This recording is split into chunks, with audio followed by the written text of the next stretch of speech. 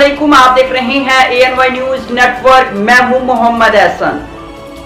डोंगा बोंगा से हमारे सीनियर रिपोर्टर शहजाद कमल की रिपोर्ट के मुताबिक DPO बहावल नगर सैयद अली रजा, DSP सदर सर्कल परवेज़ अख्तर जतोई की हिदायत पर SHO थाना डोंगा बोंगा फराज असलम ने मंशियात फरोश और जवानियों और असला नाजायज़ रखने वालों के खिलाफ कामयाब कार्रवाई करते हुए राशिद वाल्द रांझा गुज्जर को गिरफ्तार कर लिया, जिनके कब्ज़े से शराब की 18 लीटर जबकि मोहम्मद अफजाल के कब्ज़े से असला नाजायज़ बरामद। मलिक मोहम्मद नदीम को जुआ खेलते हुए गिरफ्तार कर लिया।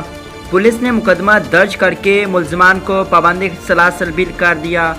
मोहम्मद अफजल वाल्द इफ्तिखार सकना रामपुरा से 12 बोर असला नाजायज़ बरामद कर लिया। दूसरा कामयाब रेड करते हुए मलिक मोहम्मद नदीम को जुआ खेलते हुए गिरफ्तार कर लिया। जुए पर लगी रकम 2500 भी बरामद कर ली। मुकदमा दर्ज करके मुल्ज़मान को पाबंद सलासल भी कर दिया। SHO फराज असलम ने मीडिया से गुफ्तगू करते हुए कहा कि हम अपने एरिया में किसी को भी नौजवान नस्ल को बर्बाद करने की इजाज़त नहीं देंगे, क्योंकि नौजवान नस्ल मुल्क पाकिस्तान का मुस्तकबिल हैं। मंशात फरोश नौजवान नस्ल के जिस्म में जहर दाखिल करते हैं और ये माशरे के लिए नासूर हैं।